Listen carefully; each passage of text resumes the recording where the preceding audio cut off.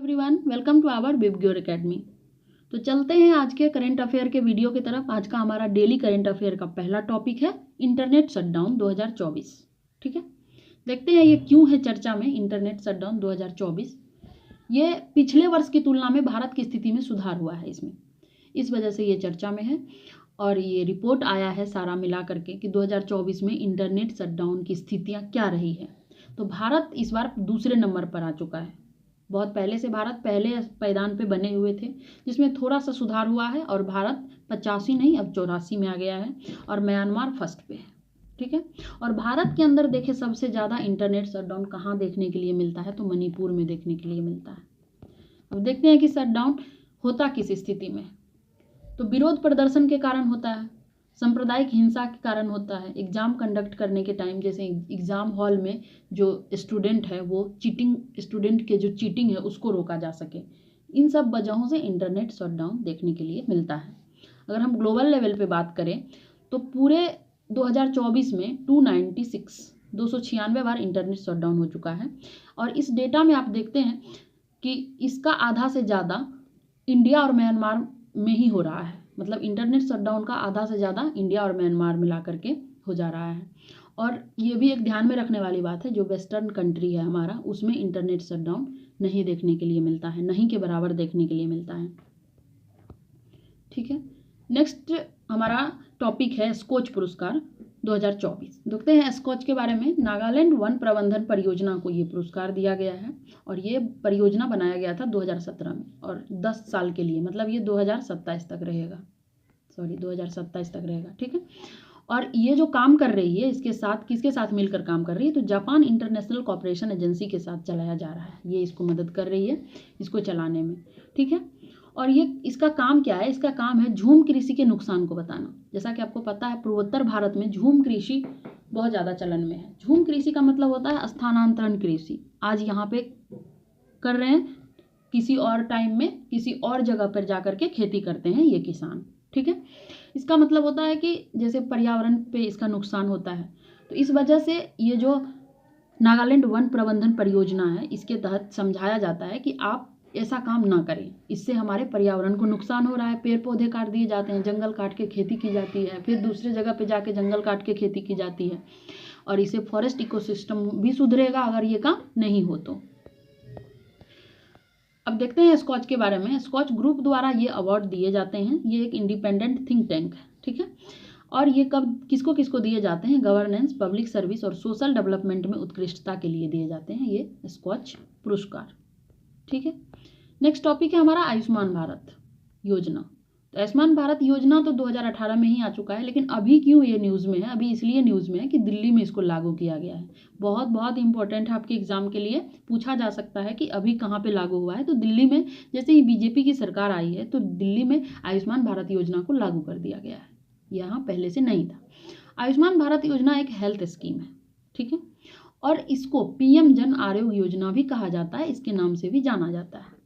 ठीक है, अब देखते हैं इसकी शुरुआत कब और कहाँ से हुई थी। तो 23 सितंबर 2024 को, डेट तो ज़्यादा नहीं लेकिन ईयर बहुत इंपॉर्टेंट है, 2018 में रांची झारखंड से लॉन्च किया गया था इसको। ठीक है, और प्रति परिवार 5 लाख की बीमा हेल्थ बीमा देती है ये। ठीक है, और टारगेट है कि 10 करोड़ परिवार को ये बीमा प्रोवाइड किया जाए। और ये किसके अंतर्गत आता है, तो स्वास्थ्य और परिवार कल्याण मंत्रालय के अंतर्गत आता है आयुष्मान भारत योजना। ठीक है, और 2025-26 के बजट में देखें कि इस योजना के लिए कितने रुपये का आवंटन किया गया है, तो 9.406 करोड़ का आवंटन है। तो इम्पोर्टेंट है आपके एग्जाम के लिए।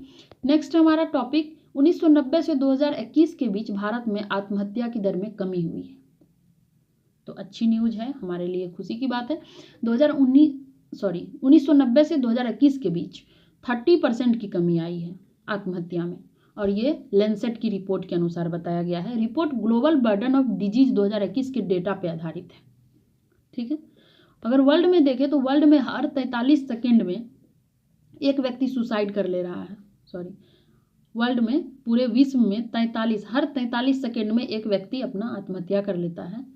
और 1990 की बात करें, जैसा कि वहाँ से अभी तक का रिपोर्ट है, तो भारत में 1990 में 1 लाख पे पर लाख 18.9 लोग आत्महत्या कर लेते थे, जो कि 2021 में सुधर चुका है कुछ, अब 13 पर आ गया है। मतलब 1 लाख में 13 लोग सुसाइड कर रहे हैं, ठीक है। और 2020 में देखा गया है तो सबसे ज़्यादा चिंताजनक बात यह है कि 2020 में भारत में शिक्षित महिलाओं में आत्महत्या की दर सबसे ज़्यादा देखी गई है। जो पढ़ी लिखी महिलाएं हैं वो ज़्यादा आत्महत्याएं कर रही हैं। तो कहीं ना कहीं महिलाओं के लिए भी और हमारे समाज के लिए भी ये चिंता का विषय है, ऐसा नहीं होना चाहिए। चलिए देखते हैं नेक्स्ट है हमारा एडवोकेट एक्ट, ठीक है। आज के अखबार का ये न्यूज़ है, ये द हिंदू का न्यूज़ है और आपके एग्जाम के लिए बहुत इंपॉर्टेंट है।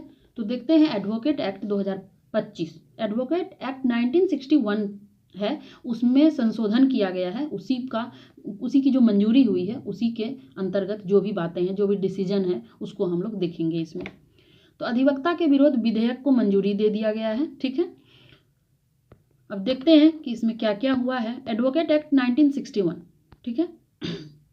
एडवोकेट एक्ट 1961 क्या है? वकीलों के पेशा को नियंत्रित करती है। जो लॉयर का प्रोफेशन है उसको ये नियंत्रित करती है, मैनेज करती है ये एक्ट, ठीक है। इसी के अंतर्गत Akhil Bharatiya bar council BCI और राज्य बार काउंसिल की स्थापना की गई थी, ठीक है। अब देखते हैं BCI के बारे में।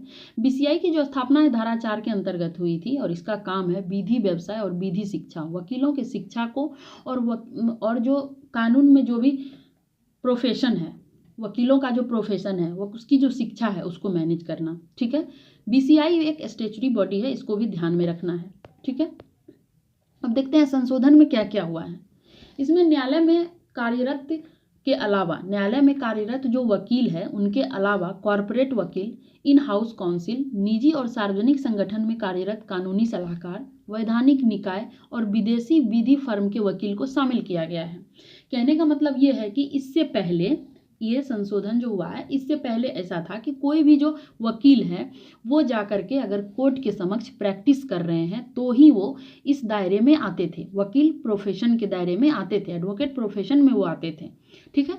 लेकिन अब इसको मंजूरी कर लिया गया है कि अब अगर वो नहीं उस कोर्ट के समक्ष जा कर के प्रैक्टिस नहीं कर रहे हैं, अगर वो कॉरपोरेट वकील हैं, जैसे बड़ी बड़ी कंपनियों में भी ये होते हैं, इन हाउस काउंसिल है, निजी और सार्वजनिक संगठन में कहीं कार्यरत कानूनी सलाहकार है, तो इन सभी को भी लॉयर प्रोफेशन में शामिल कर दिया गया है। बशर्ते उसमें शर्त है कि बार एसोसिएशन में पंजीकरण कराना आपको आवश्यक होगा। एक अधिवक्ता एक बार मतदान कर सकते हैं, एक अधिवक्ता जो है, कोई एक वकील बार में एक ही बार मतदान कर सकते हैं, ठीक है। और सबसे ज़्यादा जो इसमें ये था कि वो प्रतिबंध को लेकर था, हड़ताल प्रतिबंध को लेकर के सबसे ज़्यादा ये मामले चल रही थी और इस पर प्रतिबंध लगा दिया गया है कि जो वकील है वो हड़ताल नहीं करेंगे और अगर करते हैं तो उसे कदाचार समझा जाएगा न्यायालय के प्रति, न्याय के प्रति, ठीक है। और BCI में 3 मेंबर सरकार के तरफ से होंगे। ये जो 3 मेंबर की यहाँ बात की गई है वो सरकार की तरफ से नामित होंगे, केंद्र सरकार की तरफ से। और BCI में कम से कम 2 महिला सदस्य का होना अनिवार्य कर दिया गया है। तो ये पूरा था हमारा आज का करंट अफेयर का न्यूज। और ये जो न्यूज़ है एडवोकेट एक्ट, ये भी आपके एग्जाम के लिए बहुत इंपॉर्टेंट है, तो आप इसको ध्यान में रखेंगे। और इससे प्री में भी आपको क्वेश्चन आ सकता है, मेंस में भी क्वेश्चन आ सकता है। तो पूरी वीडियो को देखिएगा और आपको पता चलेगा कि करंट अफेयर के जितने भी क्वेश्चंस आपके आने वाले एग्जाम में आ सकते हैं वो संभवतः आपको इस वीडियो से बहुत फ़ायदा मिलने वाला है। तो आप वीडियो को देखिए, एंजॉय कीजिए और अगर वीडियो अच्छी लगी हो तो लाइक, कमेंट और सब्सक्राइब कर दीजिएगा। Thank you for watching.